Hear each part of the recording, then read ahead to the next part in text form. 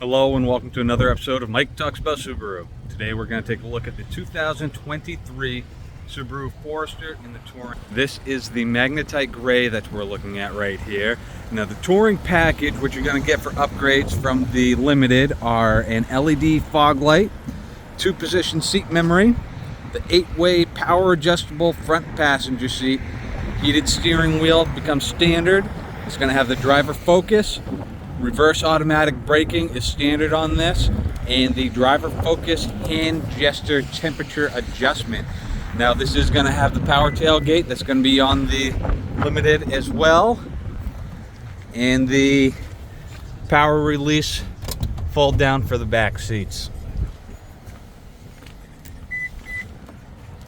You do have to pick the seats up on yourself. They do not retract on their own. You will see that the back seats are heated. Both outboard seats are going to be heated. The switches to that's right on the rear of the console, as well as AC ports and 2.1 amp charge ports for USB devices.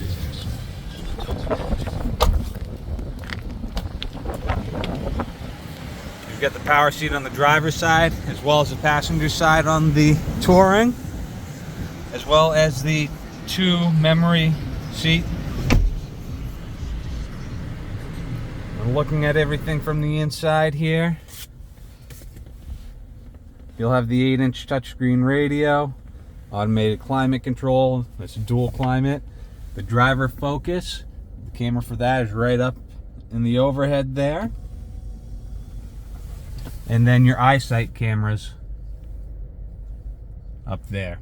Now, if you're familiar with the older design eyesight, you'll notice this does look different, where it's actually attached to the windshield now. They've actually added in a cooling fan and heating pads to protect it from overheating and getting too cold from the elements, and that prevents anything from touching the cameras now.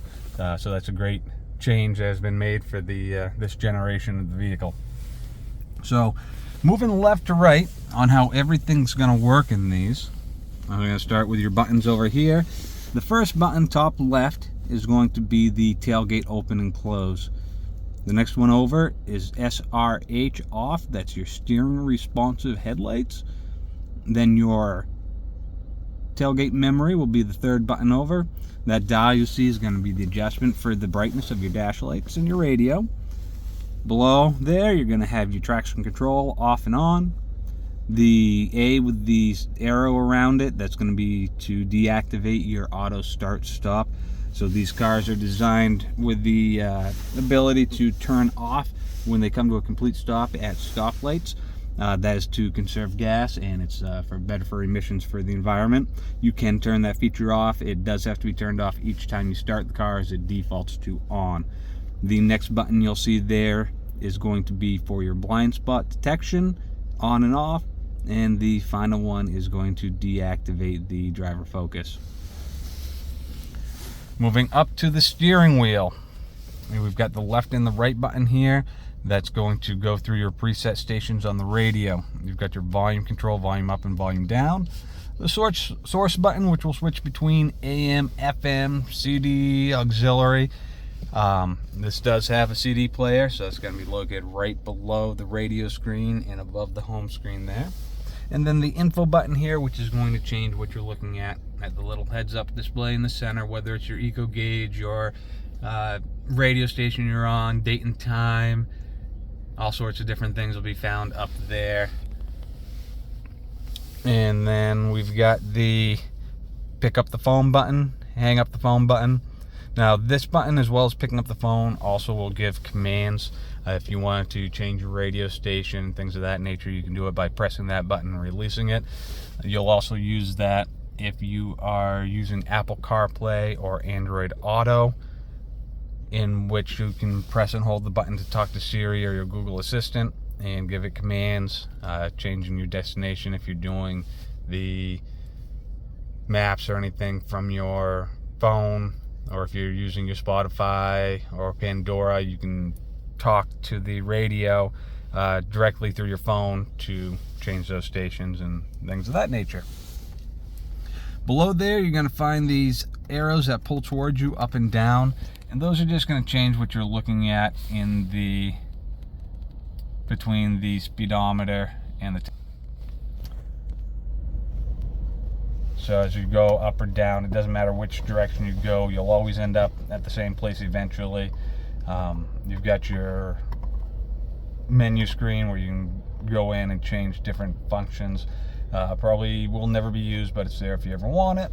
You've got your eco gauge business, how long the vehicle's been running since we started it, how far you've driven since it started, your digital speedometer, how long the auto start stop has actually been used in the vehicle, and how much gas it's saved. This is going to show your individual tire pressure once you've actually gotten going. So those are what you'll find there. To the right hand side of the steering wheel here, we're going to have your cruise control on and off. Now with the eyesight system, these cars have the adaptive cruise control where they'll speed up and slow down based on the traffic ahead of you and the vehicle that it's locked onto. So on the screen here, you're going to see the car with the lines in front of it. That is indicating that you have your cruise control is actually on. Right below there, it shows you the miles per hour. That'd be what you have that set to. Right now, because we're not driving, obviously it's not going to set a miles per hour. Now the lines in front of the car here, what that is an indicator of the distance between you and the vehicle that's you've locked onto ahead of you with the eyesight system. Once you've actually engaged your cruise control, that is automatic. It does it all by itself, but you can adjust that distance. On the steering wheel, you're going to find these two buttons here, the up and the down, and that's going to increase or decrease the distance between you and that lead vehicle. Each line, basically think of that as one car length between you and that lead car. The adaptive cruise control will bring you down to a complete stop with traffic. If they're coming to a stop slowly, coming to a toll booth, things like that, it will bring you to a complete stop. Once you've come to a stop, it will not accelerate for you until you've actually hit the resume button, which is here. So it's down is set and coast, up is resume and accelerate. What you'll find is that if you hit up afterwards, it will increase the speed by 5 mile per hour increments. First going to the nearest 5th mile per hour. So if you're at 43, you go up. That's going to bring it to 45 first, and then 50, 55, 60. Same thing going down. If you were set to 43, you tap down, it's going to bring you to 40, 35, 30, so on and so forth. This button here engages the lane keep assist, which will actually, if you're back and forth between the lanes, what it's going to do will actually, you'll feel a nudge in the steering wheel where it's going to actually help you stay in your lane. Now, if you have that on as well as the cruise turned on, as long as the eyesight can see the line markings, that's actually going to center you in between the lanes. This feature should not be used in inclement weather. So if it's raining, if it's snowing, snow on the road, wet roads, you should not be using that feature. Below there, you have the S and the I. That's going to be sport mode and intelligent mode. They're two different driving dynamics, and you'll know which one you're in because on the screen up here, it'll show you what you're in. So the I is intelligent, is what it defaults to every time you start the car. And then the S is a sport mode, which is a faster, more aggressive acceleration, but you're going to notice a lowering of your gas mileage and using that mode. And then the last button on the steering wheel here is going to be the heated steering wheel. If that little light is orange, then the heated steering wheel is turned on. Now, on the dash here in between your DAC and your speedometer, you'll find some lights, like in every vehicle. The orange one here, that's just letting us know that it is below 37 degrees outside, and there is chance of ice being in the roads and snow, that type of stuff. The A with the circle around it, when that is lit up the way that it is, that means that it is on, but is not active because we haven't hit the current or the miles per hour or the certain stipulations that have to actually be hit in order for that to activate. Now, if you've turned that off, it will be orange, just like that. That's indicated that you've turned that system off. And then there is the driver focus button on and off as well. So if that's orange, it's off. Green is active. Behind the steering wheel, you're going to see paddles. There's a minus paddle to the left, and on the right, a plus paddle. What those are is if you've taken your shifter here all the way back and to the left, that puts you into a manual mode where you can shift through your virtual gears on the CVT transmission. So it's going to start you in whatever relative gear you're in. So if you were traveling down the road and you were popping over in the manual, so you're doing 45 miles per hour, it might put you in a 4th or a 5th gear there. And then you can adjust manually using those paddles to go through those gears. When you put it in reverse, you will notice that within just a couple of seconds, the backup camera or the backup assist does show up right on the radio there. The camera for that's located on the tailgate. It's very easy to clean. All you have to do is just wipe it off with a soft cloth, your thumb, spray it with some water, anything like that will take care of it. Moving on from there, when it comes to the radio itself, you've got the home button down here, brings you to your home screen, as well as the home button up here. The phone button, that is where you would go to set up your Bluetooth to add phones to the system. So it's just a matter of going into there, you press the phone button, it's going to ask you if you'd like to connect the device. If there's no devices connected at that point, you'll press yes. From there, depending on whether you have an Apple or an Android, you're going to go into your settings, select your Bluetooth, find the Subaru BT on the bottom of the list. You'll select that and just follow the prompts to connect everything. Once you've hit allow and accept and all that, all the times you have to, if you're using an Android device, it will automatically do everything for you. If you're using an Apple, what you're going to want to do is there's a little blue eye that shows up next to your connected device. Press that button at the top of the screen. You're going to see an option for allow notifications, and you're going to turn that to on. And your phone will be all paired up, and it'll be able to accept messages, text messages, and things of that nature. Back to the home screen here. Map is going to bring you to your GPS. So if you need to know where to go and you want to use the system maps, this is powered by TomTom. You just go in, press the menu. You can search for a destination, point of interest, things like that. And it's pretty simple. If you want to go to, say, 295 Hogan Road in Bangor, that would bring you right to our dealership here. 295 Hogan Road. I'm going to search it, and it'll come up right here. Work Subaru of Bangor.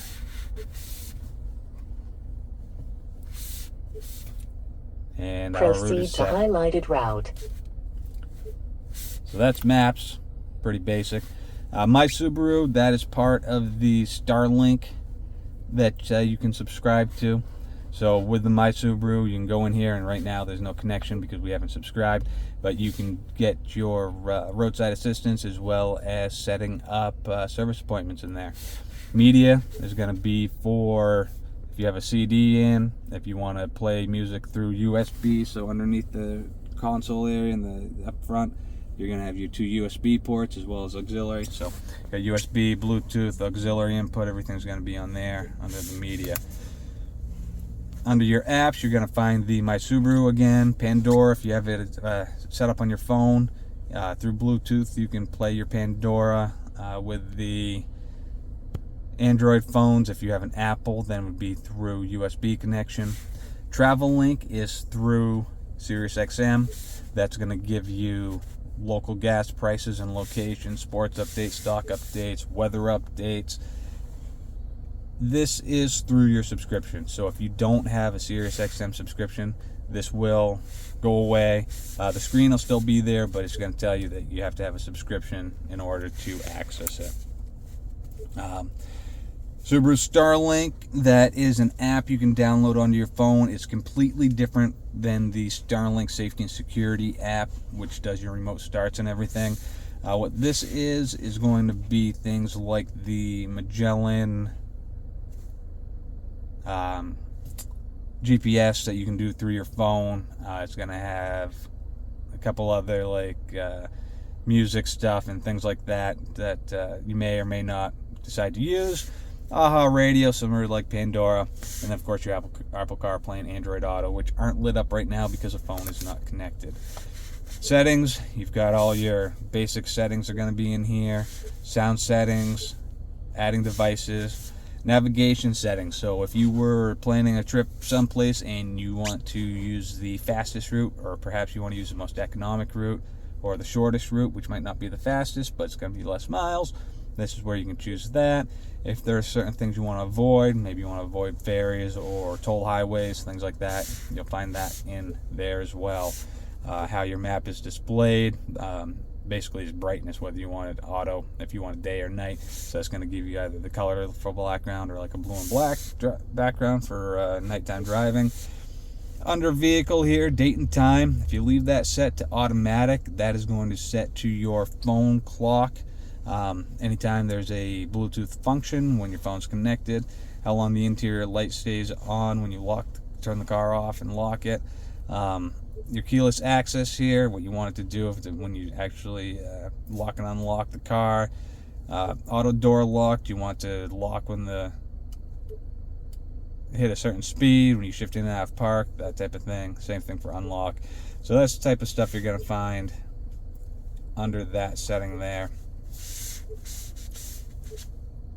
If you've programmed in radio stations, so you can go to your radio, it's going to be either on page 2 here, or you can use the hard touch button down here. Programming a station is as simple as finding the station you want using the tuner knob. Once you're there, you press and hold the number you want it programmed to until it beeps at you, and it's going to be in there.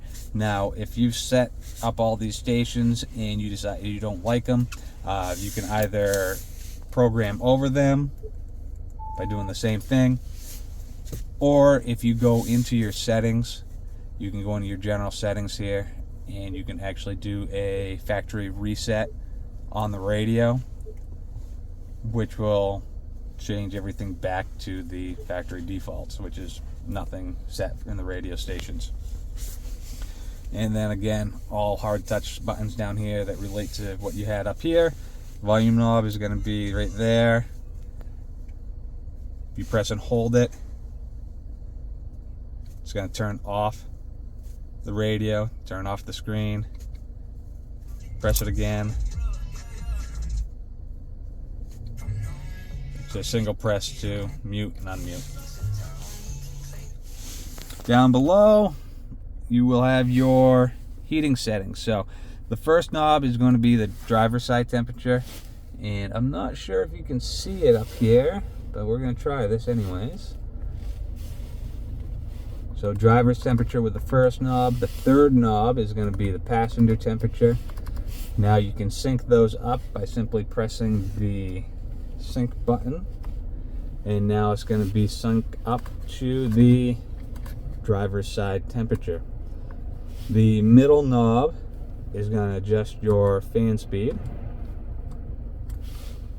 The auto button sets it to automatic, so it's going to blow at the speed it thinks it should, where it thinks it should, to keep the car at the ambient temperature you have it set to. You're going to have the on and off down here as well. That's this button right here. AC turns your air conditioner on. Mode for where is it going to blow. So you'll see that. Now as you're going through there, you'll notice it never has just full defrost. So that's going to be the top button over here. Puts it on full front defrost. The bottom button is going to be your rear defrost, your heated mirrors, and the wiper de-icer. And then of course you have got your Hazard lights, four-way flashers are right there. And that's everything on that part. Coming down here, parking brake is electronic. To engage it, you pull up on it. To disengage it, the car has to be on. Foot on a brake, and you push down. AVH is automatic vehicle hold. What that does, if that's engaged, you're going to see a little green light right over in the corner here. And what that is when you come to a complete stop, it will electronically hold the brake for you until you have either touched the brake pedal again or touched the gas pedal. Here you have your X mode features. So turn left is going to put you in snow and dirt. Turn it to the right is going to put you in deep snow mud mode. Basically what it is, it's a more aggressive, more responsive all-wheel drive system. And then push back down on it is going to put you back in normal mode. And then you're going to have your heated seats are here, high, to the back is low, and the center is off, driver's side, passenger side. Up above, you will have your buttons for your moonroof are going to be right here. The moonroof, you can open and close the shade by hand. If you open it electronically there, that will actually pull the shade with the window itself. To the left, you have a button that will turn off the lane sway warning. To do that, you just press and hold for 3 seconds. It's going to beep at you, and you'll see that orange light on the tack. That indicates your lane sway warning is turned off. That will stay off until you turn it back on again. Press and hold for 3 seconds. Same thing on the other button to the other side of the moonroof is going to be your forward collision prevention. Turn that off by pressing and holding for 3 seconds. Again, you'll get the orange light on the tachometer indicating you've turned it off. You can turn it back on by pressing and holding. Or the next time you cycle the ignition, every time you turn the car on, that defaults to on. You also have an SOS button here, as well as the roadside button. So this is for medical emergency. This is going to be for roadside assistance. Turning your map lights on and off is just a matter of pressing the button here. And then if this switch is set to door, your interior lights turn on whenever you open the door. If it's on off, they do not turn on when you open your doors. And you'll have that same feature back here for the center interior light. And that is basically everything on that. Headlights are very basic. You have the knob here. All the way down is off. Up one is automatic. So with automatic, they turn on as soon as the lighting is dim enough outside that it thinks it needs it. If you have it on auto and high beam, it will automatically do the high beam assist. So it will lower to low beam whenever there's oncoming traffic, taillights ahead of you, street lights, things of that nature. Here you're going to have parking lights on only and then on all the time, in which case you have your high beam, low beam. You're in charge of that. Push forward for high beam, pull back for low beam. When it's on auto, it's still forwards for high beam. You can change it to low beam at any time by pulling it backwards. If the lighting is so that it's there's cars coming at you or anything like that, and it's in auto and you have it pushed forward, it will not do a high beam. The inside knob is going to be off and on for your fog lights, and of course up and down for your blinkers. To the left hand knob here, we're going to have your wiper. Down one click is intermittent, second click is low, third click is going to be high. Pull the whole thing towards you to squirt your windshield. The outside knob here is going to control your rear wiper. From the off position, you can roll that backwards and hold it. It's going to squirt the window until you release it, at which point it's going to give it a couple wipes, clean that up. Up one click's intermittent for the rear. Second click is continuous, and from there you can hold, and that's also going to squirt the rear window until you release it. The inside knob is going to be the control for your intermittent speed for the front wiper. The further down you go, the shorter the pause between wipes. Your key is going to look like this. As long as you have the key with you in your pocket, the car is good to start. It's just a matter of all you have to do is put your foot on the brake, hold that down, you're going to have the green light. Press that button while your foot's on the brake and the car starts. For basic locking and unlocking, The top button is going to be your lock. The Subaru emblem is unlock. You press it once to unlock just the driver's door, twice will unlock everything. The bottom black button is going to be your tailgate unlock, or if you press and hold it, it will release and open and close the tailgate. And then the final button is going to be your panic button. It'll flash the horn and lights. To turn that off, you can press any one of the 4 buttons. The inside key, you can release that by pressing that little button right there, and the key comes out. And that is going to be the key you would use if you need to lock or unlock your door from the outside. If you wanted to lock your glove box, that is where you would do that from. Now, when the car is not running, you do have keyless access and entry. So as long as the key is in your pocket, in your purse, in your hand, as long as it's with you when you want to lock and unlock the car, it is quite easy to do. On the handle, you're going to see the 2 little lines here. Rest a finger on the line, the car locked. To unlock it, it's just a matter of putting your hand into the door cup. If there's a key in the car, it will not do it. So if your key is falling out of your pocket and you didn't realize it, and you go to lock the car, it gives you a long beep. It won't actually lock. If out of habit you jumped out of the car, you hit the lock button, and you close that door, it's going to unlock and give you a long beep because there's a key in the car. If you had this key in the car and then you took your other key and pressed the lock button, it will lock that down.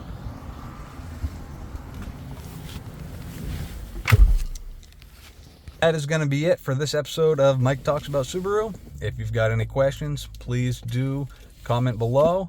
And as always, like and subscribe. Thank you so much.